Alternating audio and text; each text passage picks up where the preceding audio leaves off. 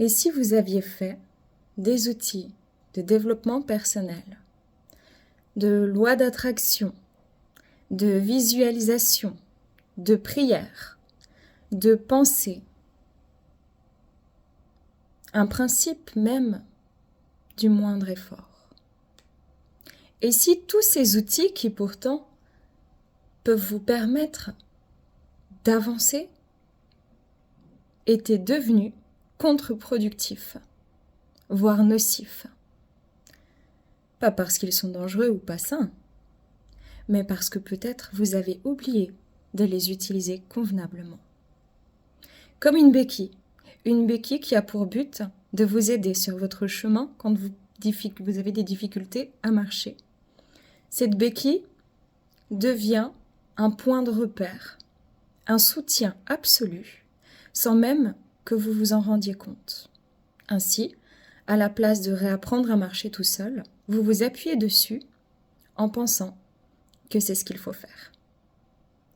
Or, ça devient un schéma enfermant, contre-productif et inconstant. Le principe du moindre effort, vous le retrouvez à toutes les sauces dans la société, dans tout ce qui est de la spiritualité New Age. Visualise que tu as l'abondance et l'abondance viendra à toi comme par magie. Ce que tu attires, ce que tu vibres, tu l'attires. Si tu rencontres des personnes toxiques, c'est de ta faute. Si tu es négatif, tu vas attirer que du négatif. Tous ces outils sont des outils qui sont clairs. Évidemment, si je commence ma journée de manière très négative, que je me lève du mauvais pied, que je mentalise les choses et que je m'énerve à tout va, il y a de fortes chances, évidemment, que je passe une sale journée parce que je verrai tout de manière négative. Si je ne crois pas en mon abondance, ça veut dire que je n'utilise pas cette loi de l'attraction, que je me dis que c'est pas pour moi, que de toute façon ça va jamais marcher et que je me ferme automatiquement des portes. À ce niveau-là, il y a très peu de chances que je puisse obtenir une forme d'abondance dans ma vie. Soit, le problème n'est pas dans l'outil, mais dans la manière de l'utiliser. L'être humain ne sait plus fournir d'efforts. Il parle de travail sur soi-même. Il a simplement oublié de considérer sa vie. C'est pas plus compliqué que ça. Son principe même de vie, c'est de fournir de l'effort. En grandissant, un petit bébé doit apprendre et va apprendre instinctivement à se débrouiller tout seul. Il va faire des efforts pour apprendre à parler. Il va faire des efforts pour apprendre à manger. Il va faire des efforts pour apprendre à marcher. Fournir un effort est juste inné. C'est une logique implacable de l'être humain pour sa vie et pour sa survie. Mais l'être humain n'a plus envie de faire des efforts. Parce que les efforts qu'il va considérer fournir ne seront pas forcément dirigés directement sur lui-même. Parce que l'être humain a la corde au cou, il est tenu en laisse par multiples systèmes et systémiques qui engendrent chez lui beaucoup d'inconfort, de tristesse, d'impuissance et d'injustice. Pour pouvoir remédier à ça, il va falloir revenir à un principe de base qui est l'effort. Sans effort, rien ne se passe. Si vous attendez l'amour et que vous êtes en train de vous plaindre parce qu'il n'y a rien qui change, mais que vous restez à la maison, que vous ne faites pas le nécessaire pour rencontrer des personnes parce que vous vous êtes cassé la gueule X ou Y fois, ou parce que vous ne savez plus comment faire, il est évident que vous ne rencontrerez pas l'amour. Si votre travail vous déplaît, que ça ne fonctionne plus, mais que vous vous empêtrez à avoir peur de changer les choses, de tester, d'essayer, de prendre un risque calculé, alors vous resterez dans ce même travail qui vous pourrit la vie. Il ne s'agit pas de tout plaquer pour tout faire n'importe comment et finalement n'avoir plus rien et ne plus être en sécurité financière. Il s'agit d'accepter de voir une situation telle qu'elle est.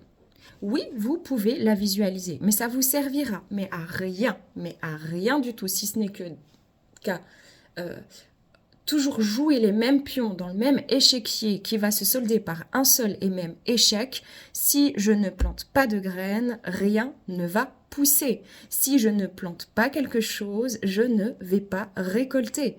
C'est simple comme bonjour. L'être humain doit vivre et il a oublié de vivre. Il a été tellement infantilisé et le New Age peut avoir du bon, mais à un moment donné a du mauvais, comme toute chose ici sur cette terre. Il s'agit de mettre le curseur au bon endroit, au juste milieu. Vous pouvez faire nombre de visualisations, de prières, vous pouvez vous plaindre tant que vous voulez, tant que vous ne prenez pas les choses en main réellement, et je sais pourquoi je dis ça, parce que je le vois tous les jours, des personnes magnifiques, mais qui attendent que ça se passe. J'ai demandé à l'univers, ça doit arriver. J'ai demandé le retour de cette personne, ça doit m'arriver. Je ne comprends pas pourquoi je suis encore en train de m'ennuyer dans ma vie, dans ce cycle. C'est incompréhensif. J'ai fourni les efforts. Oui, mais les efforts, vous les avez fournis où? Que dans la pensée, que dans la psyché. Ici, on est dans un monde matériel et tangible. La psyché, la détente absolue, le calme absolu, ça c'est de l'autre côté, dans l'au-delà. Ici, on est productif, on est producteur de notre propre vie, de notre propre manière de la vivre, de nos propres responsabilités, de nos propres échecs et de nos propres réussites. Bien sûr qu'il y a, comme partout, des éléments extérieurs qui peuvent venir perturber, influencer, ou positivement ou négativement, notre manière de vivre, notre présent. Mais si vous attendez que ça se passe et que vous vous convainquez que vous avez fait un travail sur vous, déjà ce mot-là, c'est intéressant, on peut se comprendre avec, mais où est le travail sur soi quand en tant qu'être humain, vous êtes là pour fournir des efforts? Si vous ne cuisinez pas, vous allez mourir. Si vous n'allez pas chasser, vous allez mourir. Ça part de là, en fait. Cueillir des fruits, des légumes, etc. Mais avec toutes les chaînes alimentaires, de magasins industriels, tout ce qui est de la vente en ligne, tout ce qui est de la surconsommation, vous avez carrément oublié, l'être humain a carrément oublié ce que c'est de fournir un effort. Alors, il ne s'agit pas de fournir des efforts à se tuer au travail, parce que là n'est pas la réalité non plus dans laquelle il faut vivre. Mais il faut fournir un effort si vous voulez changer les choses. Et il ne s'agit pas de se dire « Ah oui, mais j'ai déjà tellement travaillé sur moi. » Mais en fait, c'est la vie, les amis, c'est la vie. Vous avez peut-être été énormément baltringué dans le côté spirituel qui vous a apporté ça de bon, mais qui est en train de vous apporter ça de mauvais. La spiritualité, c'est être connecté à son potentiel, à son esprit pour pouvoir aller se réaliser. Mais comment voulez-vous vous réaliser si vous attendez que ça se passe? Ou si vous faites que de la visualisation? C'est pas parce que je vais prier pour que le monde soit en paix, toutes les Miss Univers, etc., Miss Amérique, Miss France, etc., elles disent toutes la même chose. Je veux un monde en paix. Est-ce que pour autant le monde, il est en paix? Non. Parce que pour avoir un monde en paix, il faut fournir les efforts nécessaires. Et ça commence par l'individu lui-même. Je me prends en main, j'arrête de me plaindre. Oui, c'est des mots qui énervent, qui dérangent, parce que chacun a son lot, parce que chacun a vécu des choses difficiles, parce que chacun s'en est repris plein la gueule. Mais ici, c'est le principe d'évolution. Donc si vous voulez pas vivre avec ce principe d'évolution et que vous voulez rester dans votre marasme, à vous ennuyer, à vous emmerder, à rester soit avec une personne hautement toxique ou dans un travail qui ne vous permet pas de vous expanser. Si vous osez pas vous prendre en main en faisant du sport parce que vous avez envie réellement de perdre du poids, parce que c'est dangereux pour votre santé vu que vous êtes en surpoids ou parce que vous vous sentez pas à l'aise. Ce n'est pas en faisant X ou Y régime, toutes les choses, mes amis, qui vont être ultra simplifiées, qui vont vous donner toutes les clés comme ça, où on va vous faire passer, ça va changer ta vie, tu verras, c'est incroyable, etc. Sachez que c'est un leurre et que vous êtes dans la parfaite illusion du principe du moindre effort. Vous voulez que ça avance, fournissez un effort. L'effort, c'est la manière dont vous allez concentrer votre énergie sur un objectif personnel ou alors collectif, afin d'alimenter cette pensée-là dans la matière, de prendre une initiative, de prendre un risque. Vous voulez déménager, mais vous avez peur parce que les finances, parce que ci, parce que ça. Mais à un moment donné, les amis, il faut Essayez, il faut vivre. Je connais personne qui ne se soit pas planté un jour ou un autre. Ce n'est pas parce que vous êtes tombé dans des relations toxiques que ça doit définir désormais votre chemin. La vérité, les amis, qui fait mal, et moi je dis toujours que je n'ai pas de vérité, mais alors celle-là, elle est tellement limpide, elle est tellement claire, c'est que l'être humain, il a la trouille. Les gens ont la trouille de prendre leurs responsabilités, de miser sur eux, ils ont la trouille de se planter et ils se laissent berner par la visualisation, par la loi de l'attraction, par l'abondance. La loi de l'attraction est simple. Je plante des carottes, je récolte des carottes. Je plante des patates, je récolte des tomates. Des patates. Je plante des tomates, je récolte des tomates. Je ne plante rien, je n'obtiens rien. C'est pas ça, c'est le principe de la loi d'attraction. Ce que je crée, je récolte. Si je me lève tous les jours dans une humeur massacrante, je vais passer des journées de merde tous les jours. Si je me plains tous les jours de ma situation, mais que je n'ai pas du tout, mais alors pas du tout envie et sous principe de me dire oui, je fais de la loi d'attraction, donc je travaille sur moi. Il n'y a rien qui se passera, vous resterez dans ce marasme-là et vous rendrez responsable la vie de vous offrir de la merde. Alors que la vie est belle. Mais il faut revenir aux fondamentaux. Un être humain est doté d'énergie, il doit placer son énergie là où il va porter son intention et ce qui va grandir, et rien n'arrive sans rien, et ce, même dans le domaine spirituel.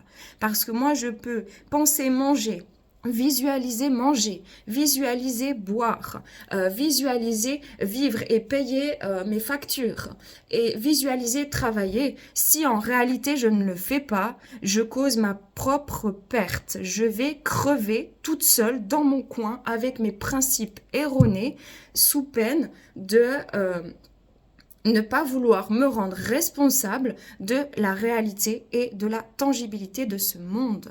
Ce monde est réel, il est tangible, il est factuel. On ne peut pas juste s'illusionner comme ça, passer son temps à rêvasser, et puis sous prétexte que je lis tel livre, je fais tel développement personnel. Oui, c'est très bien, et je vous encourage à continuer à le faire, mais ça a son plafond haut. C'est des outils, c'est un outil pour vous apprendre à marcher différemment, à vous orienter différemment. Mais il n'y a que vous et vous-même qui avez la capacité dans votre vie, et même pire encore, le devoir initial d'être responsable de votre propre avancement. Et des bâtons dans les roues, vous en aurez. Et les maladies psychiques, émotionnelles, physiques, elles viennent pas comme ça d'un coup vous péter à la gueule et mon Dieu, j'ai pas de chance, pauvre de moi. Les amis, ça fait peut-être X années, X mois que votre corps est en train de vous avertir, que vous êtes pollué par des pesticides, par une nonchalance où vous faites plus de sport, vous n'allez pas marcher parce que ça vous emmerde, parce que vous ne faites pas en sorte d'avoir une alimentation plus saine, etc. Et c'est des petites choses dans lesquelles vous habituez. Hein, je tousse tous les jours, c'est pas grave, je suis habituée, c'est tous les jours. C'est pas comme si du jour au lendemain je tousse. Et je tousse si sévèrement que je suis en train de me dire merde, j'ai un problème, il y a quelque chose qui m'alerte.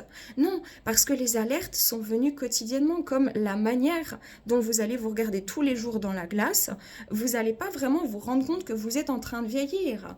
Par contre, s'il n'y a plus de glace, plus rien, et que après 2 ans où vous n'êtes pas vu dans la glace, vous voyez dans la glace, vous allez vous dire « Oh nom de bleu, il y a eu un changement ».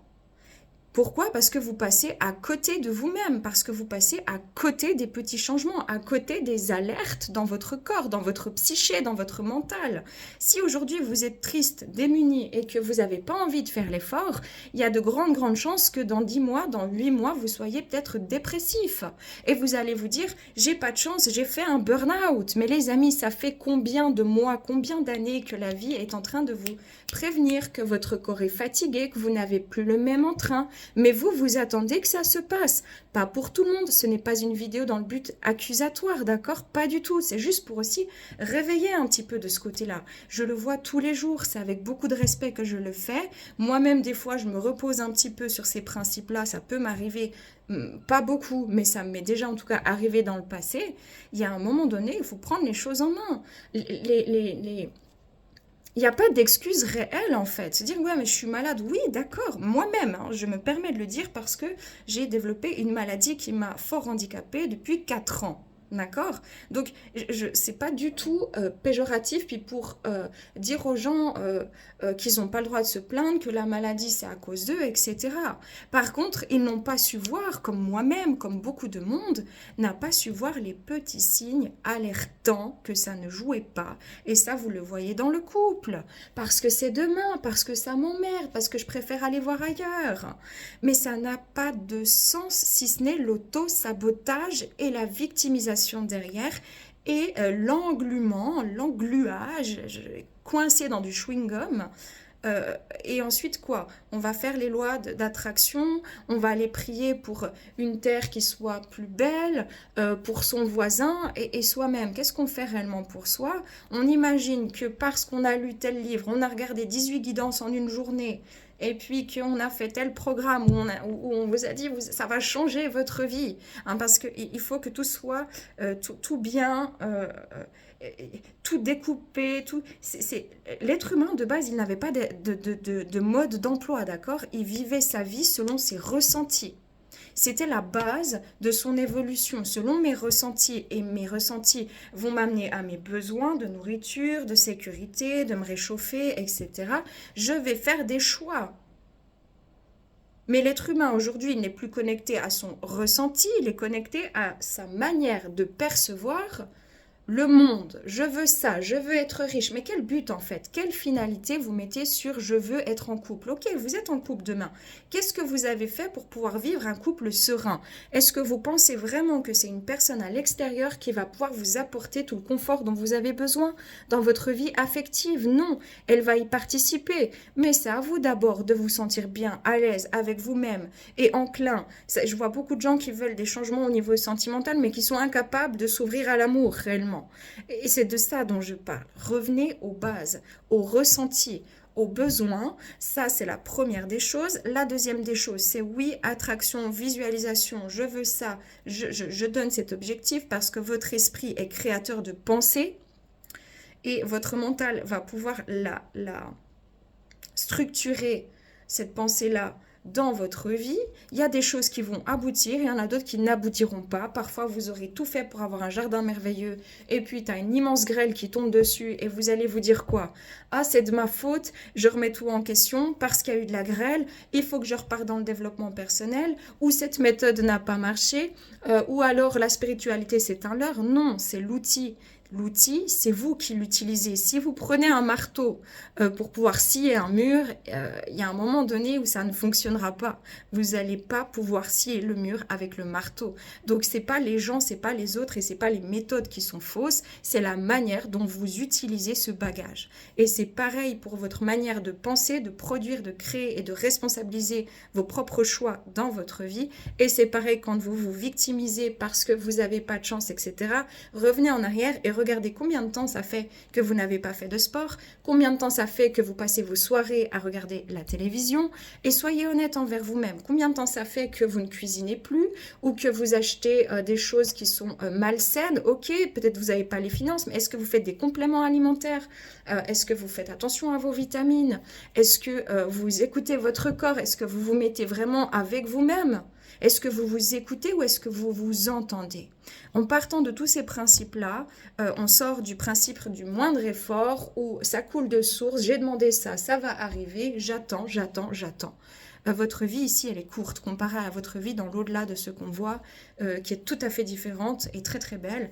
Ici aussi, elle est très très belle. Vous avez la possibilité de vivre, de ressentir, de faire des choix, de vous casser la gueule, de vous relever.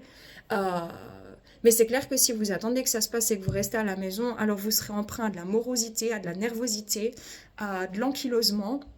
Et, vous saurez plus faire. C'est comme une voiture qui reste à l'arrêt pendant X temps. Le jour où vous voulez la démarrer, les gars, ça va plus aller. Vous allez vous dire, oh merde, ma voiture, elle a pété, j'ai vraiment pas de chance. Oui, mais pourquoi elle a pété? Il y a bien eu des signes avant. Qu'est-ce que vous en avez fait? Et parfois, vous avez traité la voiture et elle pète. Pourquoi? Parce que ça va vous demander un changement. Vous allez changer de voiture. Comme vous allez devoir parfois vivre quelque chose qui va s'effondrer dans votre vie pour vous rediriger ailleurs.